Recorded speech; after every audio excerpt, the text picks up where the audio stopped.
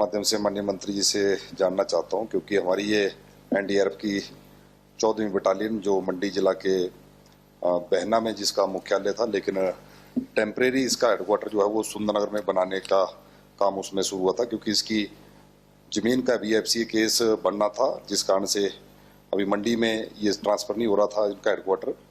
तो सुंदरनगर के सलापड़ में जहां ब्यास और सतलुज का संगम होता है दोनों नदियों का, वहीं पीबीएमबी के जो स्ट्रक्चर थे उनको रेनोवेट करके वहीं पर ये हेडक्वार्टर जो है एनडीआरएफ का शिफ्ट होना था। माननीय अध्यक्ष महोदय, उसमें पीडब्ल्यूडी विभाग ने जो है 6.63 करोड़ की जो है एडमिनिस्ट्रेटिव अप्रूवल ली थी, लेकिन बाद में उसमें जो ध्यान में आया कि आईपीएच विभाग ने 80 लाख रुपया और बिजली बोर्ड ने 50 लाख रुपया और उसके साथ पीडब्ल्यूडी इलेक्ट्रिकल विंग ने 1 करोड़ रुपया और फर्नीचर वगैरह कुल मिलाकर ऐसा लगभग 3.5 करोड़ रुपया अभी और उसको कंप्लीट करने के लिए चाहिए। मैं माननीय मंत्री जी से एश्योरेंस चाहता हूं, क्योंकि उन्होंने कहा कि जल्दी शिफ्ट कर दिया जाएगा, अभी काम बंद है। जितने फंड्स आए थे वो फंड जो हैं वो एग्जॉस्ट हो चुके हैं। 6.23 करोड़ रुपया जो है वो खर्च हो चुका है, अब वहां पर फंड्स नहीं है।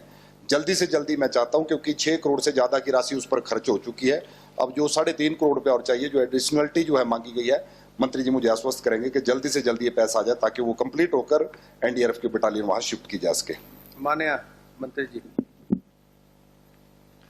माननीय अध्यक्ष महोदय, ये जो एनडीआरएफ का बटालियन को सलापड़ में जहां शिफ्ट करने की बात हुई है, इसमें इनिशियल जो इसका प्राकलन था 6.63 करोड़ का था और इनको पूरी राशि जारी भी कर दी गई है। अब हमें देखना पड़ेगा कि जाकर मौके पे कि क्या और राशि की आवश्यकता है कि नहीं है, क्योंकि जो बात हमारे एनडीआरएफ के कमांडेंट से भी हुई है तो इतनी ज़्यादा राशि की आवश्यकता की बात नहीं थी, बल्कि हमने तो शिफ्ट करने के आदेश भी दिए थे। तो मैं सारा जो है इसका मूल्यांकन करके फिर उसके बाद ही हम विचार करेंगे। चलिए, थैंक यू। अब बोल तो दिया। माननीय सदस्य श्री राकेश जम्वाल जी, स्पेसिफिक। माननीय अध्यक्ष महोदय, मैं आपके माध्यम से माननीय मंत्री से निवेदन करना चाहता हूं कि 6 स्ट्रक्चर वहां पर है, 4 कंप्लीट हो गए हैं। माननीय मंत्री, मैं स्वयं वहां पर देख के आया हूं, क्योंकि पूर्व में जब जयराम ठाकुर जी मुख्यमंत्री थे, इन्होंने वहां पर विजिट किया था और उसी समय फैसला लिया गया था कि तुरंत वहां पर एनडीआरएफ की बटालियन को शिफ्ट कर दिया जाए। मैं माननीय मंत्री जी से निवेदन करना चाहता हूं कि जो मैंने जानकारी ली कि आईपीएच डिपार्टमेंट कह रहा है कि अगर हमको पानी पहुंचाना है तो हमको वहां पर 80 लाख रुपया चाहिए, और पीडब्ल्यूडी का इलेक्ट्रिकल विंग जो बिजली की फिटिंग होनी है वो 1 करोड़ रुपया मांग रहा है। बिजली बोर्ड कह रहा है हमको ट्रांसफार्मर लगाना है तो हमको 50 लाख रुपया चाहिए, फिर फर्नीचर भी चाहिए। कुल मिलाकर मेरा आपसे निवेदन रहेगा कि जल्दी से जल्दी आप रिपोर्ट मंगवाकर, जो मैंने कहा कि जितना भी पैसा लगेगा वो पैसा लगाकर जल्दी इसको वहां पर शिफ्ट करने के लिए आप मुझे एश्योरेंस देंगे। धन्यवाद। माननीय मंत्री जी, सजेशन फॉर एक्शन। माननीय अध्यक्ष महोदय, जो माननीय सदस्य ने जो सुझाव दिया है उस पर विचार करेंगे। हाँ, थैंक यू। नेक्स्ट क्वेश्चन 483, माननीय सदस्य श्री बलवीर सिंह वर्मा। माननीय अध्यक्ष महोदय, प्रश्न संख्या 483। माननीय ग्रामीण एवं पंचायती राज मंत्री महोदय। अध्यक्ष महोदय, सूचना अभी एकत्रित की जा रही है। माननीय सदस्य बलवीर वर्मा जी, सूचना एकत्रित की जा रही है। अब क्या माननीय अध्यक्ष महोदय, मैं माननीय मंत्री महोदय से एक ही आग्रह करना चाहता हूं, जो पैसा मेरे चुनाव क्षेत्र कुपी ब्लॉक, चौपाल ब्लॉक और ठियोग ब्लॉक से मेरे चुनाव क्षेत्र का 31 मार्च से पहले वापस मंगाया है, क्या उसको देने की कृपा करेंगे? माननीय मंत्री जी। अध्यक्ष महोदय, वैसे तो पूरी सूचना हमने प्रोवाइड कर देनी थी, पर क्वेश्चन क्या था, ओरिजिनल जो हमको आया था वो आया था चौपाल विकासखंड कार्यालय में मरम्मत व निर्माण हेतु, पर इस बाद में अमेंड होके आया हमारे को विकासखंड कार्यालय चौपाल के अंतर्गत, पूरे ब्लॉक के अंतर्गत। तो थोड़ी सी, क्योंकि बाद में आया तो एकत्रित नहीं हो पाई। मूल सवाल तो, मूल मुद्दे पे तो हमने एमएलए साहब अभी आए हैं। मैं बताना चाहूँगा कि सबसे ज़्यादा पैसे जो हैं डीसी के माध्यम से चौपाल में गए, और जो वापस 31 मार्च बोल रहे हैं सर, मैं बताना चाहूँगा 31 मार्च सन तो बताया नहीं, 31 मार्च 2022 से पहले के जो पैसे थे, न केवल एक ब्लॉक से, पूरे हिमाचल प्रदेश के सभी ब्लॉक्स जो है, क्योंकि 1 साल हो गया था, अब जो 1 साल में काम शुरू नहीं कर पाया उसके लिए दोबारा से जो है आपसे शेल्फ्स मांगी गई हैं और उसमें जो है दोबारा डाले जाएंगे। 20 लाख रुपया जो और जो है वो हमने सैंक्शन किया है। जहाँ तक इन्होंने अपने बोध ऋणी की अपने पशु विभाग ने कुछ संस्थाएं खोली हैं, लेकिन इसमें बोध ऋणी जो है इसका अभी मेरे पास सूचना नहीं है। चलो नेक्स्ट क्वेश्चन 486 माननीय सदस्य श्री पूर्णचंद ठाकुर दरंग। माननीय अध्यक्ष महोदय, प्रश्न संख्या 486। माननीय उप मुख्यमंत्री महोदय। माननीय अध्यक्ष महोदय, सूचना सभा पटल पे रख दी गई। माननीय सदस्य श्री पूर्णचंद ठाकुर जी। माननीय अध्यक्ष महोदय, मैं आपकी अनुमति से उप मुख्यमंत्री जी से जानना चाहूँगा कि हमारे रंग चुनाव क्षेत्र जो है आप भली भांति परिचित है। एक बस जो थी हमारी फर्श के लिए जाती थी मंडी डिपो की बाया नाव टेपर रानी होकर के जाती थी। कोरोना काल में सवारियां न होने के कारण उसमें उनको बंद किया था, बहुत वोट बंद हुए थे, मगर अब कोरोना काल खत्म हो चुका है 1.5 वर्ष पहले। तो मैं मंत्री जी से जानना चाहूँगा कि उस बस को कब तक चालू किया जाएगा, क्योंकि इस बस के चलने से स्कूल के बच्चे जो हमारे पाठशाला में जाते हैं पढ़ने के लिए 4-5 पंचायतों को उसका फ़ायदा है और आज बच्चों को बड़ी परेशानी का सामना करना पड़ रहा है। ये पंचायतें कोटाधार, हमारी शनौर की पाली पंचायत, नाव पंचायत, किगिस पंचायत और फर्श पंचायत। तो मैं मंत्री जी से जानना चाहूँगा कि इस बस को कब तक चालू किया जाएगा। और दूसरी बस हमारी थलटू फोर्ट के लिए भी जाती थी, 2009 से वो बस चली थी थलटू फोर्ट अपने थलटू फोर्ट के लिए। तो इस बस को भी ये बस भी आजकल बंद है, चलो ये तो मठ स्पेसिफिक के लिए जाती थी। तो मैं चाहूँगा मंत्री जी उस जितनी जल्दी हो सके लोगों की सुविधा के लिए इन बस को कब तक चालू किया जाए। माननीय मंत्री जी। माननीय डिप्टी चीफ मिनिस्टर साहब। माननीय अध्यक्ष महोदय, माननीय पूरण जी इस दफा विधानसभा में आए हैं और ये जो इन्होंने पहला कहा है, मुझे लगता है ये पॉलिटिकल रूट है। ये अनिल शर्मा जी और पूरण जी के जो कॉम्बिनेशन है, ये बस घुमाना चाहते हैं उस तरफ को। बस जा रही है पनारसा, नाऊ और पानी नाला के आसपास के इलाके हैं। ये पानी नाला से ये बस जा रही है टेपर एंड कसाना। अब ये चाहते हैं कि इसको ले जाएं हम फराश की तरफ, जहाँ पे अनिल शर्मा जी के बगीचे वगैरह हैं। ये आप तय कर लें कि किस बगीचे पे चलानी है, उधर को ले जानी है या इधर को चलानी है। ये आप पे निर्भर करेगा। अगर आप इस फराश की तरफ को लाना चाहते हैं तो फिर कसाना नहीं जाएगी, फिर इस तरफ को आएगी। ये आप पे निर्भर है। माननीय सदस्य हैं, हम तो आपका सम्मान करेंगे, जिस तरफ को आप कहेंगे उस तरफ घुमा देंगे।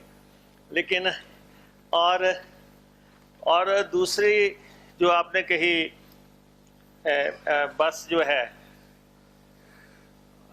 ये जोगिंदर नगर से जो है मंडी की तरफ तो बसेस हैं, उसमें तो कोई वो नहीं है। ये जो मड और ग्रामीण इलाके की जो बस आपने कही है, इसको मड की तरफ चलाया जा सकता है। अगर आप कहेंगे तो हम इस पे गौर कर लेंगे, क्योंकि आपका सुझाव है। लेकिन दूसरे बस में मैं आपको ये निश्चित तौर पे कहना चाहता हूँ, आप डिसाइड कर लें कि कसाना जाना है या दूसरी तरफ जाना है। माननीय सदस्य श्री पूर्ण ठाकुर जी। अध्यक्ष महोदय, ये बस नई नहीं है। ये बस इसको जब कोरोना काल हुआ तब इसको बाया टेपरा काशन किया गया, मगर पहले ये बस जो है डायरेक्ट फर्श के लिए जाती थी, क्योंकि काशना जो पड़ा इस तरफ को पड़ा, फर्श हमारे इस तरफ को पड़ा। ये फर्श पूरी पंचायत है। तो मैं तो चाहूँगा फर्श के लिए तो ये बस आप जितने जल्दी चाहेंगे वो तो चलनी चाहिए, क्योंकि लोगों को बड़ी असुविधा हो रही है। बाकी जो मर्ड की बात कर रहा हूँ मैं, मर्ड के लिए कोई नई बस नहीं लगाई गई है। मर्ड से पीछे थलटू फोर्ट हमारा आता है, ज्वार घाटी का इलाका है, तो वहाँ के लिए वही बस जाती है। उसी बस को एक्सटेंड किया जाता है, उसको मठ तक चलाया जाए, कोई फर्क नहीं। 5 किलोमीटर जाएगा, आधा घंटे में बस वापस आ जाएगी। इसी बस को वापस जो है आप उसी बस को आगे एक्सटेंड करने की कृपा करें और उसको चलाया जाए। चलिए, माननीय उप मुख्यमंत्री महोदय। माननीय अध्यक्ष महोदय, जो मैंने कहा वही पूर्ण जी कह रहे हैं, कान इधर से पकड़ लो या घुमा के पकड़ लो।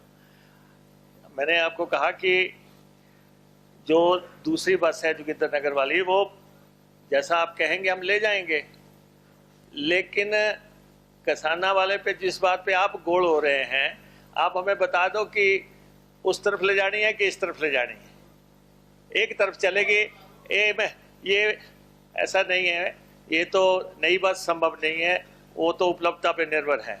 लेकिन ये माननीय सदस्य है, अगर ये कहेंगे कि बस उस तरफ लेके जानी है, कॉन्स्टिट्यूंसी इनकी है, हम उस तरफ ले जाएंगे। चलिए माननीय सदस्य जी।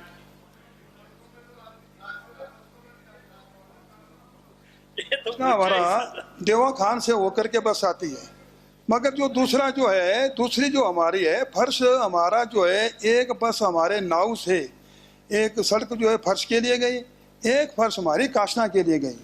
तो मैं चाहता हूँ ये फर्श काशना के लिए आप नई बस लगाएं और फर्श के लिए जो हमारी चलती थी पहले उसको ही चलाया जाए।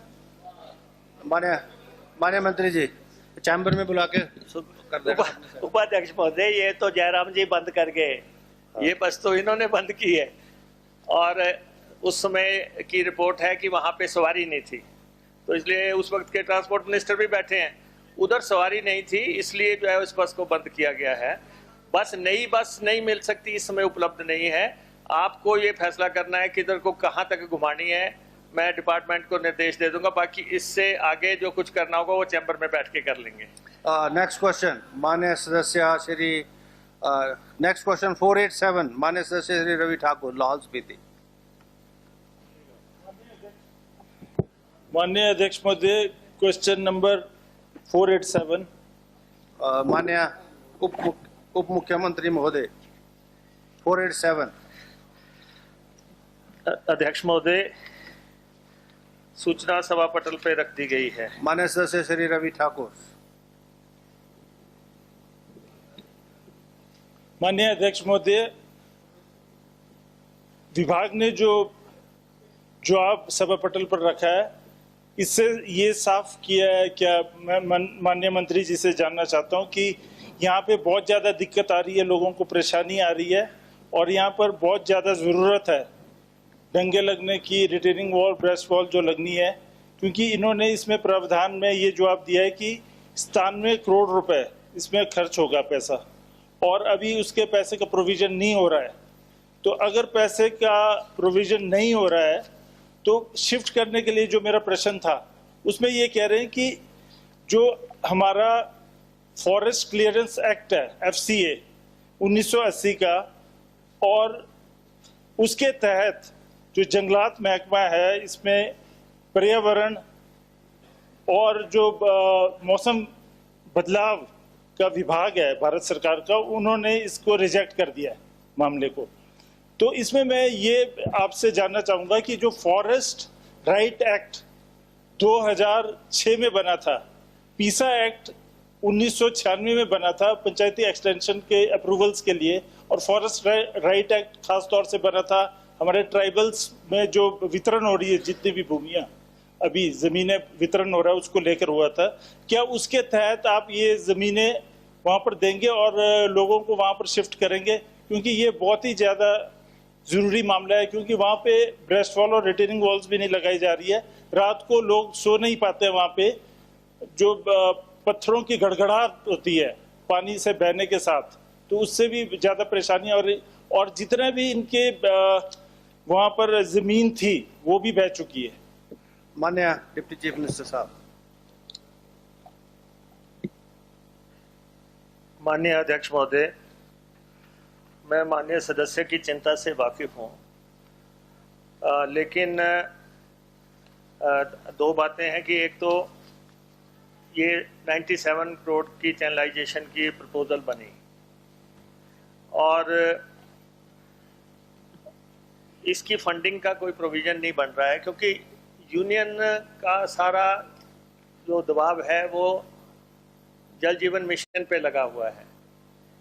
तो चैनलाइजेशन के लिए, सीवरेज के लिए जो पैसा मिलना चाहिए है वो पिछले सालों में नहीं आ पाया, तो सारा पैसा जो है पानी की तरफ गया है। और दूसरा ये है कि सेकंड केस केंद्र को भेजा गया था और केंद्र ने रिजेक्ट कर दिया। एफसीए की बात थी। मैं माननीय सदस्यों को यहाँ आश्वस्त करना चाहता हूँ कि ये 97 करोड़ का जो मामला है, वैसे तो आप देखें अगर ट्राइबल फंड से हमें कोई पैसा दे सकते हैं, माननीय नेगी जी बैठे हैं, आप सब लोग चेयरमैन हैं उसके, आप हैं, और तीनों चारों कॉन्स्टिट्यूंसीज के आपके पास अपने पैसे भी बहुत हैं। अगर आप हमें दे पाते हैं पैसा तो हम काम शुरू करते हैं। अगर ऐसी कोई गुंजाइश नहीं है तो मैं जो है इस केस को फिर से केंद्र को भिजवाता हूं और हम प्रयास करेंगे, ज्वाइंट प्रयास करेंगे, आप भी करना, हम भी करेंगे। और एफसीए का केस भी हम एक बार फिर से केंद्र को भिजवाते हैं, क्योंकि अब तो एफसीए में यहाँ परिवर्तन भी आए हैं कुछ, अगर उसमें से निकलता हो, वो जो भी दोनों चीज़ें संभव होगी हम आपका सहयोग करने की कोशिश करेंगे। नेक्स्ट क्वेश्चन 488 माननीय सदस्य विनोद कुमार जी नाचन। अध्यक्ष महोदय, प्रश्न संख्या 488। माननीय कृषि मंत्री महोदय। प्रश्न संख्या 488 क और ख सूचना सभा पट पर रख दी गई है। माननीय सदस्य श्री विनोद कुमार जी। माननीय अध्यक्ष महोदय, मेरे प्रश्न के उत्तर में माननीय मंत्री जी ने कहा है कि नाचन विधानसभा क्षेत्र में हमारे 2 गौ सदन आज की डेट में चल रहे हैं, जिनमें एक सुरभि गौधाम गौशाला सुरभि धाम चैलचौक के नाम से और दूसरा श्री बांके बिहारी गौ सदन चैलचौक के नाम से चल रहा है। माननीय अध्यक्ष महोदय, मैं कहना चाहूँगा ये जो श्री बांके बिहारी गौ सदन हमारा जो चल रहा है, इसमें अभी मैं एक दिन विजिट करके आया, तकरीबन 120 पशु यहाँ पर रखे गए हैं। 120 में से लगभग 90 पशु अंदर उनको रहने की व्यवस्था की गई है, लेकिन 30 से 35 पशु अभी भी बाहर रखे गए हैं क्योंकि उनको रखने की कोई व्यवस्था नहीं हो पाई है। मेरा माननीय मंत्री जी से निवेदन रहेगा, क्योंकि कमेटी की ओर से प्रस्ताव सरकार को भेजा जा चुका है और मैं कहना चाहूंगा कि वहां पर हमारे पास लैंड का प्रोविजन भी है, जगह भी है, तो मैं माननीय मंत्री जी से चाहूंगा कि जो प्रस्ताव कमेटी ने सरकार को भेजा है और जितने अमाउंट का भेजा है, मैं चाहूंगा उस पैसे को आप स्थगित करने की कृपा करें। और दूसरा, आपने कहा है कि हमारा जो कोट पंचायत में एक और गौ सदन वहां पे बनने जा रहा है, जिसके लिए पिछली सरकार में लगभग 1 करोड़ रुपए की राशि हमने ली है और पशुपालन विभाग की भी लगभग 5-6 बीघा लैंड अपनी वहां पे पड़ी हुई है। क्या माननीय मंत्री जी इस बात को इंश्योर करेंगे कि जल्दी जो पैसा आने जयराम ठाकुर जी के आशीर्वाद से हमें उस वक्त वहां पे मिला था, उसकी टेंडर प्रक्रिया जल्दी पूरी हो जाए, ताकि आने वाले समय में जो बेसहारा पशु अभी भी हमारे नाचन विधानसभा क्षेत्र में बचे हैं, उनको रखने की व्यवस्था भी वहां पर हो जाए। ये माननीय मंत्री जी बताने की कृपा करेंगे। माननीय मंत्री जी। अध्यक्ष महोदय, जो माननीय सदस्य जी ने कहा कि बांके बिहारी गौ सदन चीर चौक में जो हमने बिहारी गौ सदन जो बनाए है, उसके लिए 1 लाख रुपए का प्रावधान जो है वो किया, 10 लाख रुपए का प्रावधान किया है, लेकिन उसमें सिर्फ 35 और 40 गायें जो है वो आ सकती हैं। और जो हमारे बड़े जहाँ पर गौ सदन है, उसके लिए हमने 1 करोड़ रुपए का प्रावधान किया। तो उन्होंने अपना ये सुझाव दिया है कि क्योंकि उसकी ज़मीन ज़्यादा उसके साथ है, वो आगे जो है वो शेड बढ़ाया भी जा सकता है। तो मैं विभाग को आदेश करूंगा कि आप पहले वस्तु स्थिति जो है वो देख करके आए। अध्यक्ष महोदय, हम तो 100 दिन पहले ही आए हैं, ये तो जयराम जी बता सकते हैं कि प्रभावित तो हुआ कि नहीं हुआ। लेकिन अध्यक्ष महोदय, माननीय सदस्य ने बहुत सही सवाल किया है। एक्चुअली डिपार्टमेंट में 166 में से 163 पोस्टें जो है ये खाली हैं। ये क्वेश्चन यहाँ पे जो आया है, इसकी एक पृष्ठभूमि भी मैं समझता हूँ कि पीडब्ल्यूडी में पूर्व सरकार के समय में इनके क्राइटेरिया को बदलाव करते हुए 12 साल से 7 साल कर दिया और आईपीएच में नहीं किया गया। और सीधी भर्ती तो ड्राफ्ट्समैन की होती नहीं, जूनियर ड्राफ्ट्समैन की भर्ती होती है, उसको प्रमोशन से हम आगे लेके जाते हैं। लेकिन 163 पोस्टें खाली हैं, ये हकीकत है। पीडब्ल्यूडी ने ये कर दिया है पूर्व सरकार के समय में। आईपीएच में मैं माननीय कैबिनेट के समक्ष इसको लेके जाऊंगा ताकि ये सारा पक्ष रख के हम कोई फैसला ले सकें। Thank you. Next question. ये तो बोल तो दिया, अब क्या है, जवाब बोल दिया, एश्योरेंस दे दी आपको कि माननीय सदस्य श्री डॉक्टर जनकराज जी, बोल तो आपने सब कुछ दिया, पर फिर भी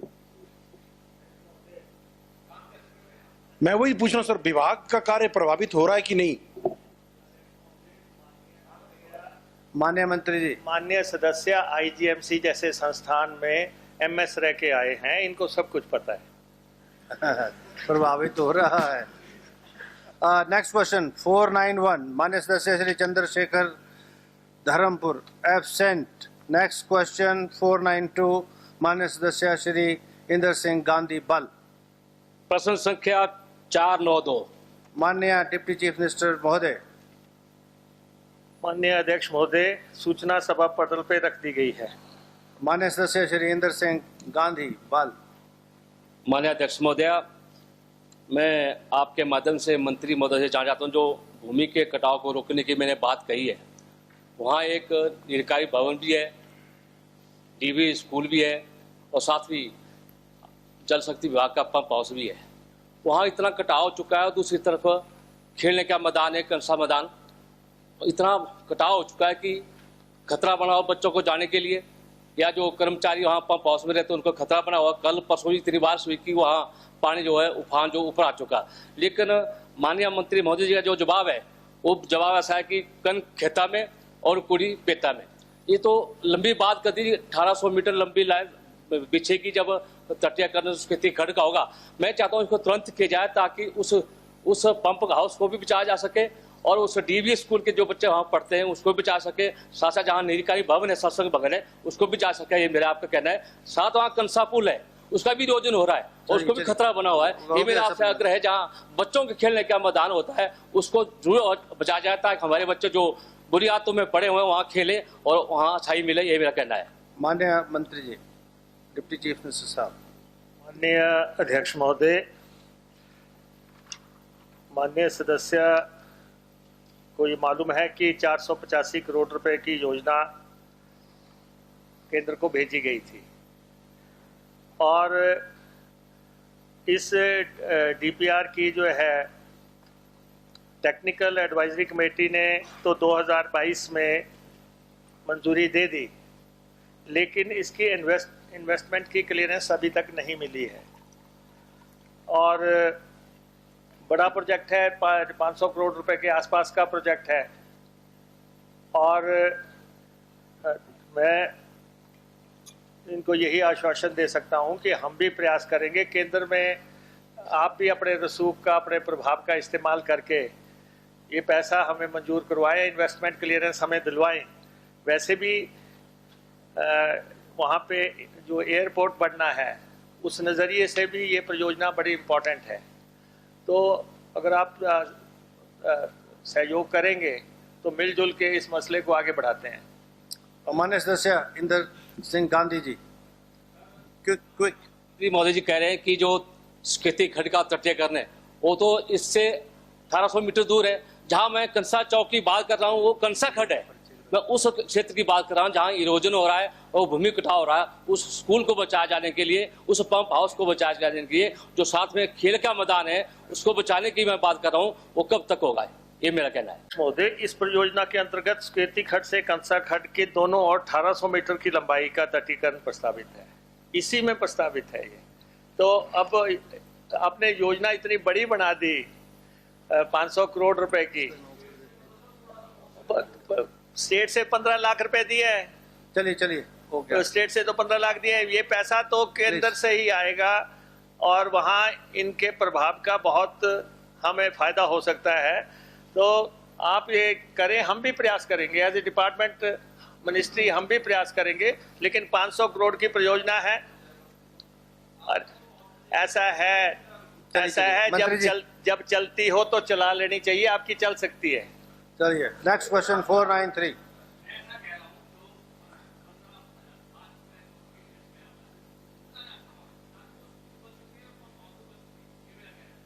माननीय मंत्री जी, स्टेट हेड से कोई पैसा आया हुआ? I don't know. अध्यक्ष महोदय, ये इतना ऐसा है आप माननीय सदस्य है इस सदन के, और मैं कोई गलत बयानी यहाँ करना नहीं चाहता, इसलिए 500 करोड़ रुपए की डीपीआर है। टेक्निकल यार, इतना तो गौशाला पे लड़ा नहीं दूं है जितना मेरे साथ इधर से क्रॉस कर रहा है। तो अध्यक्ष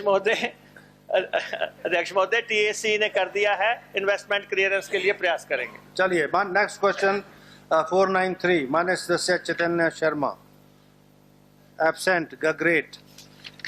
नेक्स्ट क्वेश्चन 494। माननीय सदस्य श्री भुवनेश्वर गौड़, मनाली। अध्यक्ष महोदय, प्रश्न संख्या 494। माननीय रेवेन्यू मिनिस्टर महोदय।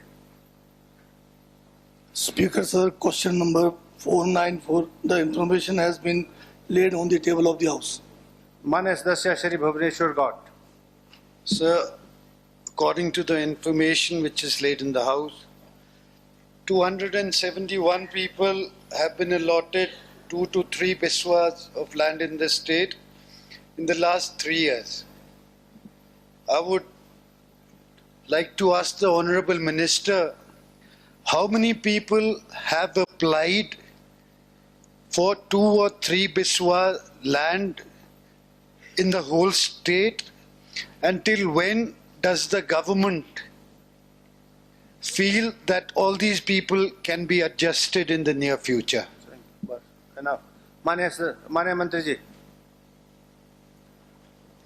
Speaker sir, till date 601 people have applied for land under this scheme, and it depends on the availability of land. As in entire state, the land, maximum land is under forest, and forest land cannot be diverted for this scheme. Next question 495। Shri Pawan Kumar Kajal, Kangra. Question number 495। माननीय कृषि मंत्री महोदय। अध्यक्ष महोदय, प्रश्न संख्या 495 क एवं ख सूचना सभा पटल पर रख दी गई है। माननीय सदस्य श्री पवन कुमार काजल जी। माननीय अध्यक्ष जी, माननीय मंत्री जी के ध्यान में मैं लाना चाह रहा हूं सर, ये जो पावर फीडर ड्रिलर जो होते हैं सर, जिसमें खेतों में काम आते हैं, उसके अलग अलग रेट है। जैसे 85,000, 65,000, ये जितने भी है। तो आजकल कंपटीशन के ज़माने में जो 85,000 रुपये का है, कंपटीशन में वो 50,000 रुपये का भी आ रहा है।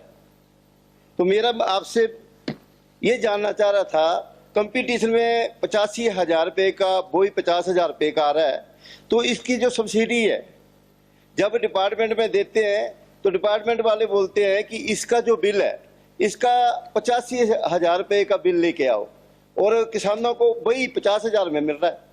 तो ये मैं आपसे जानकारी चाह रहा था कि क्या आप इस हाउस में आप बोलेंगे कि कंपटीशन पे जो भी मिल जाए सबको सब्सिडी मिलेगी 85,000, मतलब 50,000 रुपये का मिले, उसको भी सब्सिडी मिलेगी। हमसे जुड़े रहने के लिए हमारे YouTube चैनल को सब्सक्राइब करें और नई वीडियो की नोटिफिकेशन के लिए बेल आइकॉन को दबाएं। अगर आप ये वीडियो Facebook पर देख रहे हैं तो लाइक जरूर करें और ज्यादा से ज्यादा शेयर करें। इसी तरह के और भी अपडेट्स के लिए फॉलो करें हमारा Instagram पेज himachal.kesri।